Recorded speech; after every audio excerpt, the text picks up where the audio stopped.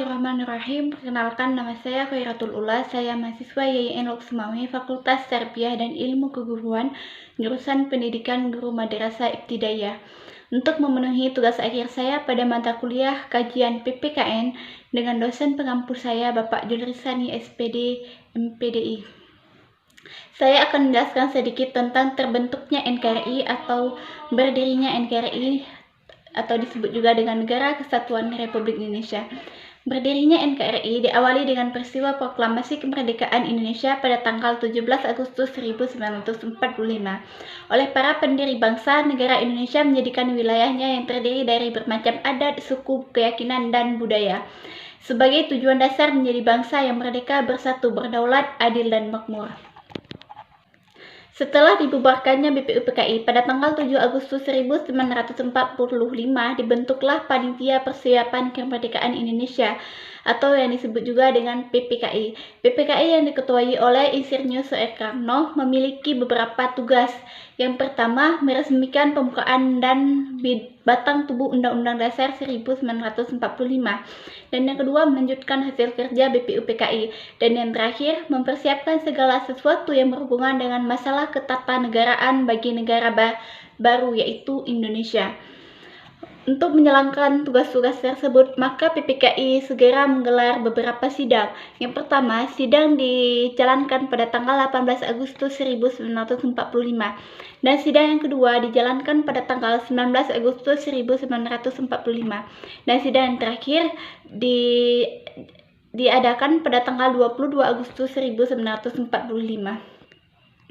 PPKI segera menyelenggarakan rapat yang menghasilkan beberapa keputusan penting. Yang pertama, menyelenggarakan beberapa rapat yang menghasilkan beberapa keputusan penting. Yang pertama, pengesahan Undang-Undang 1945.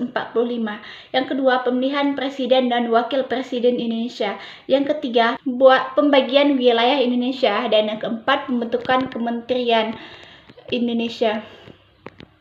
Dan yang selanjutnya, pembentukan Komite Nasional Indonesia Pusat atau KNIP. Dan yang selanjutnya, pembentukan kementerian, dan kemudian pembentukan Komite Nasional Indonesia. Dan yang terakhir, membentuk kekuatan pertahanan dan keamanan. Dalam proses NKRI ada berbagai peristiwa yang terjadi dalam proses pembentukan Negara Kesatuan Republik Indonesia yang memengaruhi proses pembentukan NKRI. Yang pertama, pembentukan kelengkapan pemerintahan. Ada 3 keputusan penting yang diambil. Yang pertama, mengesahkan Undang-Undang Dasar 1945 sebagai konstitusi Republik Indonesia. Yang kedua, memiliki presiden dan wakil presiden, yaitu Insinyur Soekarno, dan sebagai wakil presiden Bapak Dr. Andes Muhammad Hatta sebagai wakil presiden Republik Indonesia. Dan yang terakhir, tugas presiden untuk sementara waktu dibantu oleh Komite Nasional. Dan kemudian pembentukan Komite Nasional Indonesia. Dan selanjutnya pembentukan alat kelengkapan keamanan negara. Dan yang terakhir, pembentukan lembaga pemerintah di Indonesia, seluruh daerah Indonesia. Baiklah, kesimpulan yang dapat kita ambil bahwa Indonesia terbentuk bukan pemberian dari negara lain, melainkan Indonesia merdeka karena perjuangan dan pengorbanan bangsa Indonesia itu sendiri. Tidak ada campur tangan negara luar. Baiklah, di akhir pembahasan kakak pada hari ini, kakak akan memberikan satu pertanyaan untuk adik-adik semua. Yang pertanyaannya yaitu, coba adik sebutkan langkah-langkah terbentuknya Negara Kesatuan Republik Indonesia. Baiklah, lebih dan kurangnya saya mohon maaf. Jangan lupa komen di bawah ya bila bisa dijawab.